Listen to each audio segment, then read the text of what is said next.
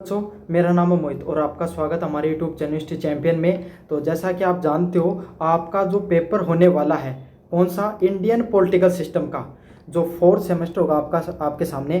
कौन सा सेमेस्टर होगा? फोर्थ सेमेस्टर होगा आपके सामने। उस फोर्थ सेमेस्टर का जो आपके सामने जो पेपर होगा, इंडियन पॉलिटिकल सिस्टम, भारतीय राजनीतिक व्यवस्था से संबंधित जो पेपर होगा, उसकी आपके सामने एक कंप्लीट क्लास होने वाली है। उसमें सबसे पहले अपन एग्जाम पैटर्न को पढ़ेंगे, प्लस अपन कवर करेंगे पूरे के पूरे सिलेबस को, प्लस अपन कवर करेंगे टॉप 10 इंपॉर्टेंट क्वेश्चन को। कितने? टॉप 10 जो इंपॉर्टेंट क्वेश्चन होने वाले हैं उन सबको। तो ये सारी की सारी चीज़ें आपके सामने अपन इसी क्लास में कवर करने वाले हैं। एग्जाम में पर्सन का पैटर्न कैसे रहने वाला उसको भी देखेंगे, सिलेबस क्या क्या आएगा एग्जाम के अंदर उसको भी देखेंगे, और टॉप 10 जो इंपॉर्टेंट क्वेश्चन है उनको भी देखने वाले हैं। सारी की सारी चीज़ें आपको बताने वाला हूँ। आपको क्या करना है? वीडियो को पूरा देखना है। क्या करना है? वीडियो को पूरा देखना है। चैनल को जोर से सब्सक्राइब कर देना है। 40,000 सब्सक्राइबर का टारगेट ले रखा है, और ये जो 10% आपको करवा रहा हूँ इसकी फ्री में नोट्स, PDF और आपके सामने फ्री में क्लास आपको देखने को मिल जाएगी, लेकिन मिलेगी उसी बच्चे को जो चैनल को सब्सक्राइब कर देगा। तो सभी बच्चों से रिक्वेस्ट है, लगातार आप सभी से मैं बना हुआ हूँ, पहले सेमेस्टर से लेकर 6 सेमेस्टर तक। चैनल को जोर से सब्सक्राइब कर दो। 40,000 सब्सक्राइबर है वो अपने पूरे हैं वो करवा दो भाई। चलिए शुरू करते हैं अपन क्लास को। इससे पहले आपके सामने कोने में जो व्यू प्रोडक्ट वाला ऑप्शन है, कौन सा ऑप्शन है? व्यू प्रोडक्ट वाला ऑप्शन है। इस पर क्लिक करके अगर कोई प्रोडक्ट खरीदोगे सबसे ज़्यादा डिस्काउंट आपको देखने को मिलेगा, ज़रूर से खरीद लेना। चलिए पहले बात करते हैं आपके सामने जो पूरा का पूरा पेपर है, चाहे आप रेगुलर के विद्यार्थी हो, किसके? चाहे आप रेगुलर के विद्यार्थी हो चाहे नॉन कॉलेज के, चाहे आप रेगुलर के विद्यार्थी हो चाहे आप नॉन कॉलेज के विद्यार्थी हो, आपका पेपर अब 120 नंबर का आता है भाई। कितने नंबर का आता है? 120 नंबर का आता है। पहले अलग अलग नंबर का आता था, है ना। पहले रेगुलर वालों का तो आता था 120 का, नॉन कॉलेज का 150 का आता था, लेकिन अब 120 नंबर का ही आता है। समझ में आ गया? 120 नंबर का आएगा, जिसमें से आपको पास होने के लिए कितने नंबर चाहिए भाई? 48 नंबर आपको चाहिए होते हैं। कितने नंबर चाहिए होते हैं? 48 नंबर चाहिए होते हैं। और 3 घंटे का आपका पेपर होगा। कितने घंटे का पेपर देखने को मिलेगा? 3 घंटे का आपका पेपर देखने को मिलेगा। तो यही बात है, रेगुलर वाले विद्यार्थियों चाहे नॉन कॉलेज के विद्यार्थी, आपके 120 नंबर का पेपर होगा। पास होने के लिए आपको 48 नंबर है वो लाने होते हैं। पेपर की अगर पैटर्न की बात करूँ तो आपका पेपर 3 भागों में बटा होता है, पार्ट ए, पार्ट बी और पार्ट सी। किसमें? पार्ट ए में, पार्ट बी में और पार्ट सी। 3 अलग अलग भागों में आपका एग्जाम पैटर्न है वो बटा रहता है। समझ में आ गया? पेपर खोलोगे तो उसमें 3 अलग अलग टाइप के प्रश्न आते हैं। अब आप कहो सर ये आप हमें क्यों बता रहे हो? देखो बच्चों, ये बहुत ज़रूरी भाग होता है आपको जानना। अगर आप इनके बारे में समझ लोगे ना कि प्रश्न पूछे कैसे जाते हैं, तो आप अच्छे से तैयारी कर सकते हो। समझ में आ गया? सबसे पहले आपके सामने बात करें पार्ट ए की, किसकी? खंड ए की बात करूं तो इसमें 10% देखने को मिलते हैं। कितने प्रश्न आते हैं? 10 क्वेश्चन आते हैं भाई। कितने क्वेश्चन आते हैं? 10% देखने को मिलते हैं। प्रत्येक प्रश्न कितने नंबर का आता है? 2 नंबर का आता है। कितने नंबर का आता है? 2 नंबर का आपके सामने देखने को मिलता है। 10 प्रश्न आते हैं टोटल, प्रत्येक प्रश्न 2 नंबर का आता है। और कितने मार्क्स का आता है भाई? 20 नंबर हो गए टोटल। और शब्द सीमा 20 शब्दों की होती है। कितने शब्द की होती है? 20 शब्दों की शब्द सीमा होती है इसमें। अब आप कहोगे सर ये क्या नया सिस्टम है 20 शब्दों की शब्द सीमा? देखो बच्चों, जब आप प्रश्न का सॉल्यूशन बनाओ तो ये वेरी शॉर्ट टाइप क्वेश्चन, अति लघुतरात्मक प्रश्न है। इन प्रश्नों का जब सॉल्यूशन बनाओ तो आपको 3 लाइन से ज़्यादा सॉल्यूशन नहीं बनाना है। क्या नहीं करना है? 3 लाइन से आपको सॉल्यूशन नहीं बनाना है। इसमें अक्सर कोई सिद्धांत से संबंधित आपके सामने प्रश्न पूछे जाएंगे। जैसे गुटनिरपेक्ष सिद्धांत है वो पूछ लिया, उसके आपके 3 से 4 लाइनों में आपको बताना है। समझ में आ गया? प्रत्येक यूनिट से प्रश्न देखने को मिलेंगे, 10 प्रश्न आएंगे, 10 के 10 प्रश्नों को सभी को करना जरूरी है। समझ में आ गया अति लघुतरात्मक प्रश्न कैसे आते हैं? चलिए अगले वाले पार्ट की बात करें, पार्ट नंबर बी की। कौन सा है? खंड नंबर ब, पार्ट बी। अगले वाला कौन सा है? खंड नंबर ब, जिस वो भी आपके सामने 20 नंबर का आता है। तो ये देखो आप, पार्ट ए और पार्ट बी दोनों 20-20 नंबर के आपके सामने देखने को मिलते हैं। इसमें प्रत्येक यूनिट से एक एक प्रश्न आता है। यूनिट फर्स्ट, सेकंड, थर्ड और फोर्थ सबसे एक एक प्रश्न देखने को मिलेगा। कितने प्रश्न देखने को मिलेंगे? एक एक प्रश्न। तो एक एक प्रश्न के हिसाब से कितने क्वेश्चन आ जाएंगे? 4 क्वेश्चन आपके सामने देखने को मिलेंगे। कितने क्वेश्चन देखने को मिलेंगे? 4 क्वेश्चन देखने को मिलेंगे। लेकिन अथवा में नहीं आएंगे भाई, ऐसे रेंडम 4 प्रश्न देखने को मिलेंगे। उसमें से कोई आपको 2 प्रश्न, कितने प्रश्न? कोई 2 क्वेश्चन कितने क्वेश्चन? जो 2 क्वेश्चन आपको पसंद आए उन 2 क्वेश्चंस को अपन आपको कर लेना होता है। समझ में आ गया? प्रत्येक प्रश्न कितने नंबर का होता है? 10 नंबर का। कितने नंबर का होगा? प्रत्येक प्रश्न आपके सामने 10 नंबर का होगा। जरूरी पहलू आपके सामने प्रत्येक प्रश्न 10 नंबर का होगा। और शब्द सीमा की बात करूं तो कितने शब्द की सीमा होगी?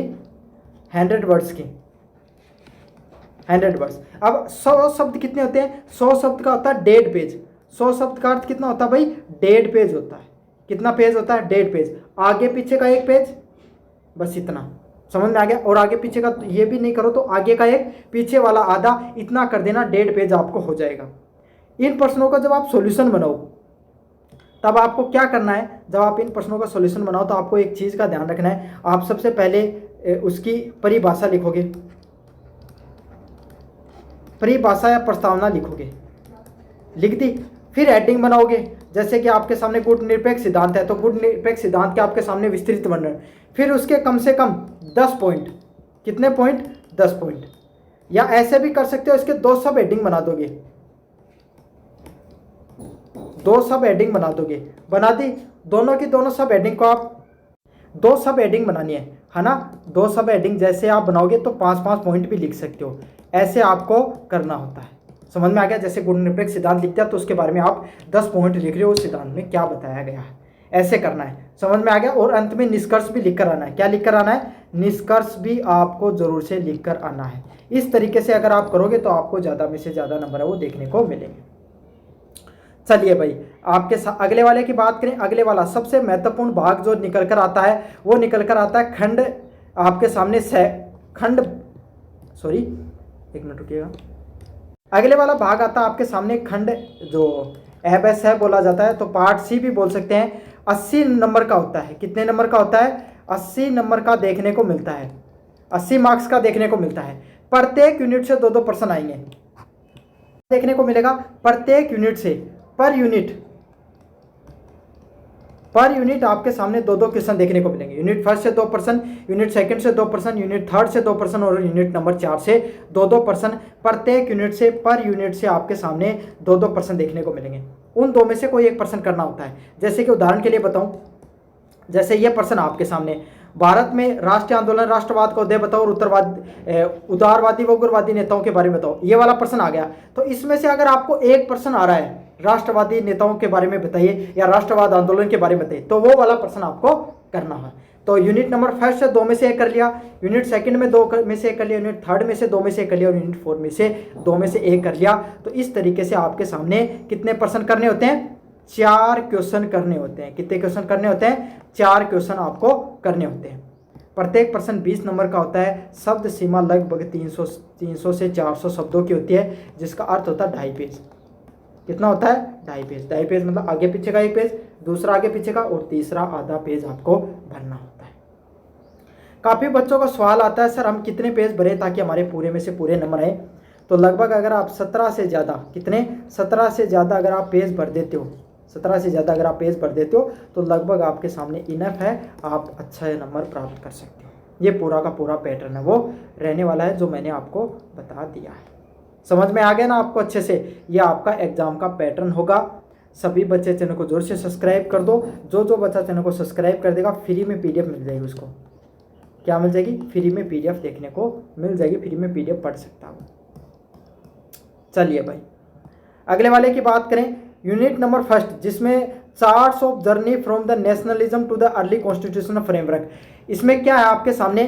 जो नेशनलिज्म, राष्ट्रवाद के आंदोलन की शुरुआत से लेकर जो संविधान के निर्माण तक का आपके सामने जो पूरी प्रक्रिया रही, वो आपके यूनिट फर्स्ट के प्रश्न देखने को मिलते हैं।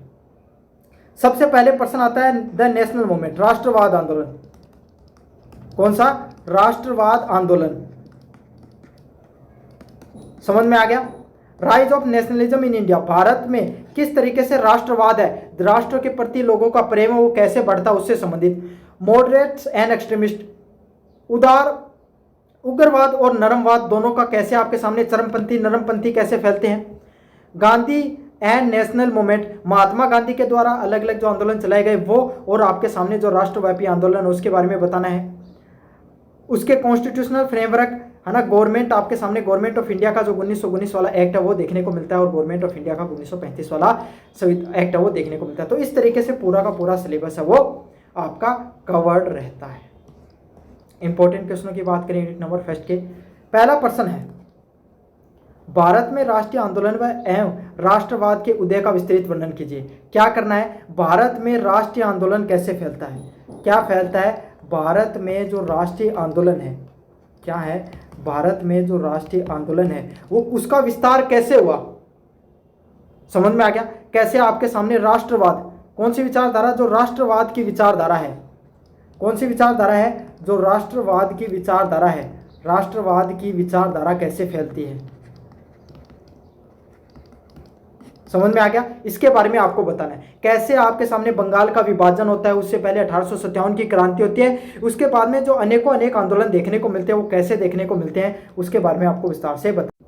चलिए अगले वाले प्रश्नों की तरफ अगर अपन आगे बढ़े, अगले वाला प्रश्न हमें कहता है उदारवादी एवं उग्रवादी नेताओं की विचारधाराओं का तुलनात्मक विश्लेषण कीजिए। क्या करना है, उदारवादी विचारधारा, कौन सी विचारधारा, उदारवादी विचारधारा क्या कौन सी है, उदारवादी विचारधारा है वो आपके सामने कौन सी होती है उदारवादी विचारधारा, और उग्रवादी विचारधारा क्या होती है उनके बारे में बताना है। उदारवादी हैं उसमें गोपाल कृष्ण गोखले आपके सामने है ना, कुछ हद तक महात्मा गांधी भी उसमें दिखाई देते हैं, और अन्य जो नेता हैं वो दिखाई देते हैं। उग्रवादी में बाल गंगाधर तिलक हैं। इस प्रकार के जो प्रमुख नेता हैं उनकी विचारधारा क्या है, उग्रवादी उदारवादी विचारधारा क्या है, दोनों के बारे में आपको बताना है और उनका तुलनात्मक विश्लेषण भी करना है। समझ में आ गया, कौन सी में क्या अच्छी हैं, कौन सी में क्या कमियां हैं, दोनों के बारे में विस्तार से बता देना। चलिए क्वेश्चन नंबर 3 की बात करें, 1919 और 1935 के भारत शासन अधिनियम की प्रमुख विशेषताओं के बारे में बताइए। क्या बताना है, गवर्नमेंट ऑफ इंडिया एक्ट 1919 और 1935 के बारे में आपको बताना है। भारत सरकार अधिनियम 1919 और 1935 क्या कहता है उसके बारे में आपको बताना है, उसकी प्रमुख विशेषताओं के बारे में आपको बताना है। Analyse the main feature of government of India act 1919 and 1935। क्या करना है आपको, एनालाइज करना है भारत सरकार अधिनियम 1919 की क्या प्रमुख विशेषताएं हैं और भारत सरकार अधिनियम 1935 की क्या प्रमुख विशेषताएं हैं। समझ में आ गया। चलिए भाई, ये तीनों के तीनों महत्वपूर्ण प्रश्न है। इसमें एक तो ये वाला प्रश्न और ये दोनों इंपॉर्टेंट है, 1919 1935 एक आएगा इसमें से। समझ में आ गया। और भारतीय राष्ट्रवादी आंदोलन, ये दोनों प्रश्न सबसे ज़्यादा महत्वपूर्ण है, एग्जाम में बारंबार पूछे जाते हैं। चलिए अगले वाले की बात करें, यूनिट नंबर 2 की। किसकी बात करें, यूनिट नंबर 2 की बात करें, जिसमें maps of constitutional course and the mechanism of union government. कैसे संविधान की जो आपके सामने कोर है, संविधान की जो हृदय आत्मा क्या होती है, और जो संघात्मक सरकार होती है क्या होती है, संघात्मक जो संघ होता है आपके सामने, संघात्मक सरकार होती है, उसके बारे में आपको बताना है। कॉन्स्टिट्यूशनल असेंबली, कैसे आपके सामने जो संविधान निर्माण सभा उसके बारे में बताना, उसमें प्रियम्बल है, आप प्रस्तावना क्या कैसे काम करती है और कैसे उस संविधान में आपके सामने क्या बदलाव देखने को मिलते हैं, अमेंडमेंट्स कब कैसे होते हैं उसके बारे में आपको बताना है। तो ये सारी चीज़ें आपको विस्तार से बतानी है। अमेंडमेंट कैसे होते हैं और प्रियम्बल आपके सामने फाउंडेशन है, कैसे फाउंडेशन है। कोई भी केस है, कोई भी अगर संविधान में अगर कोई लॉ कोई भी नियम बनाया जा रहा है तो आपके सामने क्या है, सुप्रीम कोर्ट के जज बैठे हुए हैं, उनको समझ में नहीं आया कि क्या फैसला दें। जैसे धर्म प्लस व्यक्तिगत विचारधारा हो गई है ना, जैसे सबरीमाला का आपके सामने केस था, बहुत फेमस केस था। तो उसमें एक तरफ धार्मिक विचारधारा थी, दूसरी तरफ व्यक्तिगत विचारधारा, मौलिक अधिकारों की व्यक्तिगत स्वतंत्रता थी। किसको चुना जाए। तो ऐसे समय में जब जो जज होते हैं उनको समझ में नहीं आ रहा होता है, तब वो क्या करते हैं, जो अपना प्रियम्बल होता है, जो अपना प्रियम्बल होता है उसको उठाकर देखते हैं, प्रस्तावना में पढ़ते हैं। प्रस्तावना अपने संविधान की रीढ़ की हड्डी की तरह काम करती है, उसको पढ़ते हैं। कैसे भारत में संविधान में संशोधन किए जाते हैं उसके बारे में भी आपको पढ़ना है। पहला राइट एंड डायरेक्टिव, सभी जो आपके सामने जो अधिकार हैं प्लस आपके सामने जो नीति निर्देशक तत्व होते हैं उसके बारे में आपको बताना है। पहला fundamental right, fundamental right, fundamental right क्या होते हैं, फंडामेंटल राइट्स होते हैं आपके सामने जो मौलिक अधिकार, कैसे मौलिक अधिकार मिले, कौन कौन से प्रमुख मौलिक अधिकार होते हैं, कैसे वो काम करते हैं, उसके बारे में आपको बताना है। अगले वाला point, directive principle of state and policy, राज्य के कोई भी राज्य है उसको सुचारू रूप से चलाने के लिए कोई भी राज्य जब नियम और नीति और कायदे बनाता है, कोई नया नियम बना रहा है, तो उसको कौन कौन से सिद्धांतों को मानना चाहिए, इसके लिए जो अपना संविधान है उसका भाग नंबर 4 है, समझना 35 से 51 तक, उसमें आपके सामने क्या दे रखा है, directive principle of state and policy दे रखे हैं, राज्य के नीति निर्देशक तत्व माने जाते हैं। फंडामेंटल राइट, मौलिक अधिकार, कोई भी व्यक्ति है उसको जीवन जीने के लिए कुछ नियम होने चाहिए, कुछ उसके अधिकार होने चाहिए, वो फंडामेंटल राइट्स होते हैं। The union executive and legislature, क्या बताना आपके सामने, जो संघ और आपके सामने जो संघ होता है और आपके सामने जो विधायपालिका, उसके विधायपालिका के अंग, तो इसमें कौन कौन से प्रमुख अंग हैं, प्रेसिडेंट, राष्ट्रपति के बारे में पढ़ना आपको, राष्ट्रपति कैसे काम करता है, राष्ट्रपति क्या प्रमुख कार्य होते हैं, क्या प्रमुख शक्तियां होती हैं। प्रधानमंत्री, प्राइम मिनिस्टर की क्या प्रमुख शक्तियां हैं, प्राइम मिनिस्टर किस तरीके से काम करता है ना। यूनियन पार्लियामेंट, जो अपनी पूरी की पूरी जो पार्लियामेंट है उसमें चाहे लोकसभा हो चाहे राज्य जो लोकसभा हो, चाहे आपके सामने अपर जो आपके सामने अपर जो पार्लियामेंट आपकी वो हो, चाहे आपके सामने राज्यसभा, दोनों के बारे में पढ़ना है। लीडर ऑफ अपोजिशन, जो विपक्ष का आपके सामने, जैसे राहुल गांधी आज के समय, जो विपक्ष का जो आपके सामने जो अपोजिशन लीडर होता है उसके बारे में आपको बताना है। द सिस्टम एंड जुडिशरी, पूरा का पूरा तंत्र कैसे काम करता है और आपके सामने जो न्यायपालिका है, न्यायपालिका कैसे काम करती है उसके बारे में आपको बताना है। पहला फेडरल सिस्टम, कौन सा system, federal system. Union and state relationship, union जो फेडरल सिस्टम क्या होता है, संघात्मक, राज्यों और जो आप भारत का जो सरकार है उसमें जो राज्य है और जो केंद्र है दोनों के बीच में शक्तियां बटी हुई होती हैं। जैसे कि कोई नियम लागू कर दिया गया, जैसे राजस्थान के अंदर एक चिरंजीवी योजना चलती थी, तो चिरंजीवी योजना क्या थी, कोई भी व्यक्ति बीमार हो गया तो उसको फाइनेंशियल हेल्प दिया जाता था, पैसे से कुछ मदद दी जाती थी।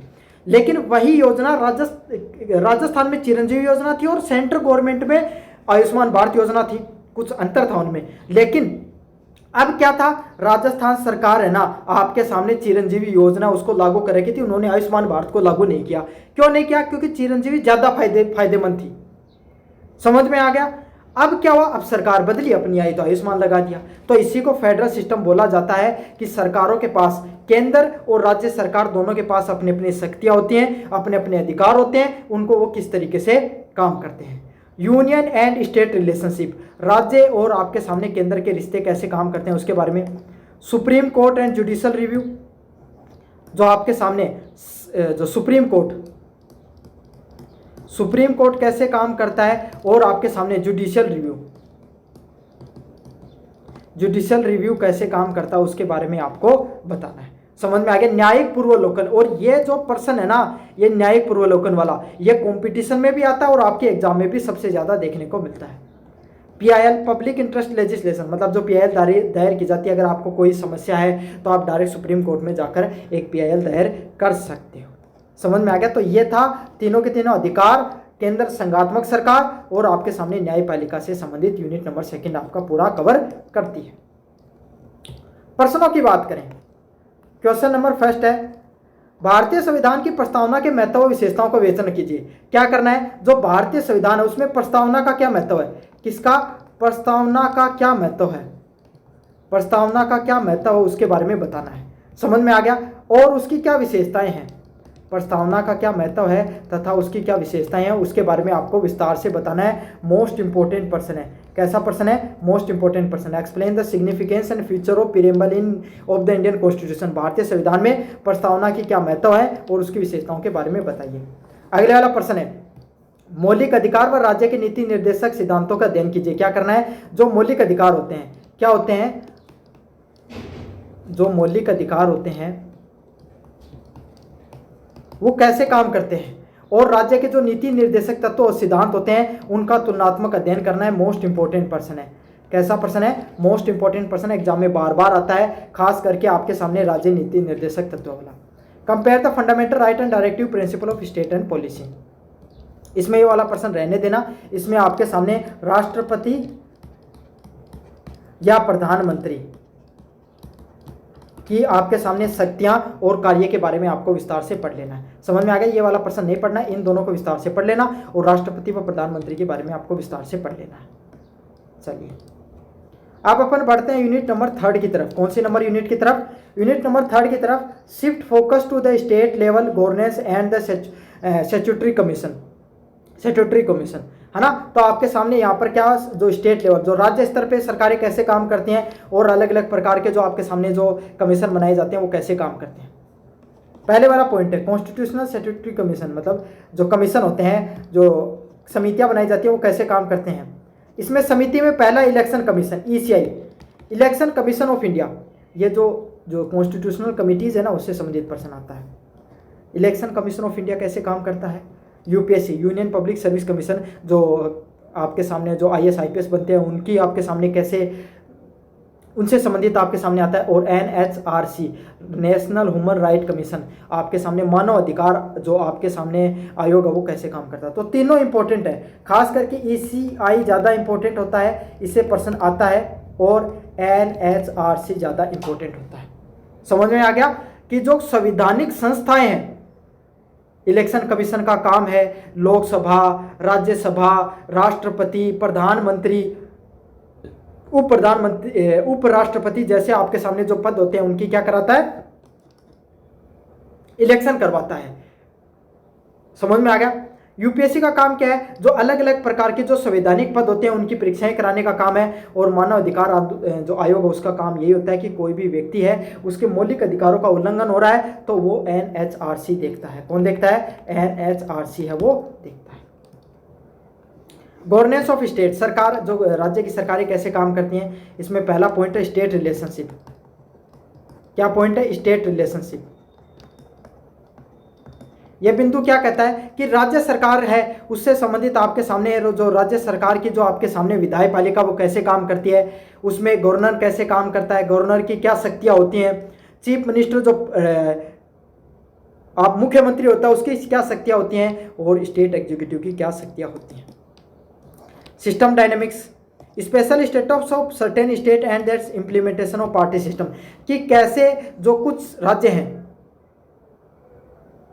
उनको कैसे आपके सामने विशेष अधिकार दिया गया। पूर्वोत्तर के जो पूर्वोत्तर है उसके काफ़ी राज्य जिनको विशेष अधिकार मिला गया उसके बारे में बताना है, और पार्टी सिस्टम कैसे काम करता है उसके बारे में आपको बताना है। चलिए इंपॉर्टेंट क्वेश्चनों की बात करें। पहला प्रश्न है निर्वाचन आयोग एवं लोक सेवा आयोग की संरचना व कार्यों के बारे में बताइए। क्या बताना है? निर्वाचन आयोग,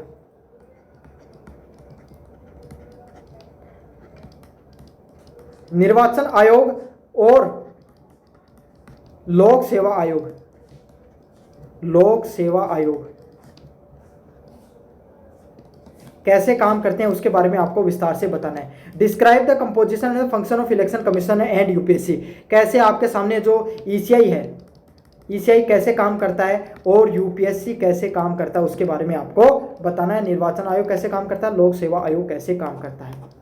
राज्यपाल, मुख्यमंत्री की शक्तियां व कार्यों का तुलनात्मक अध्ययन कीजिए। क्या करना है? जो राज्यपाल होता है, कौन होता है? जो राज्यपाल होता है उसके बारे में बताना है, और आपके सामने जो मुख्यमंत्री होता है, कौन होता है? जो मुख्यमंत्री होता है उसके बारे में आपको बताना है। राज्यपाल कैसे काम करता है, मुख्यमंत्री कैसे काम करता है, दोनों की शक्तियों और कार्यों का तुलनात्मक अध्ययन करना है। काफ़ी ज़्यादा मोस्ट इंपॉर्टेंट प्रश्न है, अच्छे से कर लेना। क्वेश्चन नंबर 3 है जो यूनिट नंबर 3 का, भारत में दल प्रणालियों की विशेषताओं और समस्याओं का विश्लेषण कीजिए। क्या करना है? भारत में जो पार्टी सिस्टम है, भारत में जो पार्टी सिस्टम है उसके बारे में बताना है, उसकी क्या विशेषताएं हैं, क्या उसकी प्रॉपर्टीज़ हैं और क्या उसकी आपके सामने प्रॉब्लम्स हैं, सब के बारे में आपको विस्तार से बताना है। Analyse the features problems of the party system in India, Bharat में दल प्रणाली कैसे काम करती है उसकी विशेषताओं और समस्याओं के बारे में आपको बताना है। क्वेश्चन नंबर 1 आपका निर्वाचन आयोग, लोक सेवा आयोग, राज्यपाल, मुख्यमंत्री और दल प्रणाली के बारे में विस्तार से पढ़ लेना। समझ में आ गया? सभी बच्चों से एक रिक्वेस्ट करूंगा, प्लीज़ चैनल को सब्सक्राइब कर देना। 40,000 सब्सक्राइबर का अपने टारगेट ले रखा है, करो भाई सभी के सभी बच्चे सब्सक्राइब, ताकि 40,000 सब्सक्राइबर का अपना टारगेट है वो अचीव हो जाए।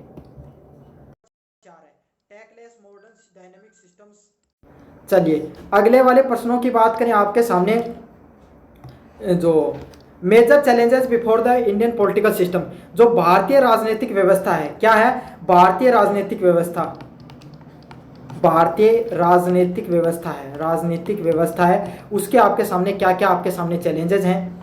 रीजनलाइजेशन, क्षेत्रवाद, भारत में राजस्थान की अलग समस्याएं हैं, पूर्वोत्तर की अलग समस्याएं, कश्मीर की अलग समस्याएं और दक्षिण भारत की अलग समस्याएं हैं। हर क्षेत्र की अपनी अलग अलग समस्याएं हैं, सभी को एकजुट करके एक साथ करके हमें चलना पड़ता है। क्षेत्रवाद की समस्या। कम्युनिकेशन, भारत का हर राज्य हर क्षेत्र की अपनी अलग भाषा है। दक्षिण भारत में और आपके सामने सबसे बड़ी समस्या ही भाषा की है, उनका बंटवारा भी भाषा के आधार पर हुआ था। और हिंदी नवाब आपके सामने जो दक्षिण भारत राज्य है वो एक बहुत बड़ा मुद्दा भी है, तो कम्युनिकेशन भी एक बहुत बड़ा। नक्सलिज्म, छत्तीसगढ़, उड़ीसा, झारखंड वाले वो क्षेत्र जहां पर बौद्धिक संपदा बहुत ज़्यादा पाई जाती है, खनिज संपदा ज़्यादा पाई जाती है, वहाँ के जो स्थानीय लोग हैं जो सरकार के विरोध में खड़े हो जाते हैं वो नक्सल कहलाते हैं, वो भी एक बहुत बड़ी समस्या है, उसके बारे में भी आपको पढ़ना है। साइबर क्राइम, वक्त के साथ आपके सामने तकनीक बढ़ी और तकनीक बढ़ने के साथ जो तकनीकी जो अपराध है वो भी बढ़ा। वो साइबर अपराध कैसे है, जातिवाद की व्यवस्था और जो समाज में करप्शन है, क्या है वो करप्शन है, वो कैसे काम करता है, उसके बारे में भी आपको बताना है। इसके अलावा कुछ 73वां संविधान संशोधन हो गया, 74वां संविधान संशोधन हो गया, और जो महिलाएं हैं उनका कितना पार्टिसिपेशन है, महिलाओं को कितनी भागीदारी होनी चाहिए जो सरकार नीति निर्माण में, उसके बारे में विस्तार से पढ़ना है। चलिए भाई, भारतीय राजनीतिक व्यवस्था के जो यूनिट नंबर 4 का पहला इंपॉर्टेंट क्वेश्चन है भैया, भारतीय राजनीतिक व्यवस्था के समक्ष क्षेत्रवाद व सांप्रदायिक समस्याओं का विश्लेषण कीजिए। क्या करना है, भारतीय जो सामाजिक व्यवस्था उसमें क्षेत्रवाद की समस्या के बारे में बताना है। Analyse the problem of regional and the communism in Indian political system. Question number 2 की बात करें, भ्रष्टाचार एवं आतंकवाद की समस्या, कौन सी समस्या है, भ्रष्टाचार की समस्या है, आतंकवाद की समस्या है, और उनके समाधान के बारे में आपको बताना है। क्या करनी है, उनके बारे में आपको बताना है। Most important person, explain the issues of corruption and terrorism of the suggested remedies.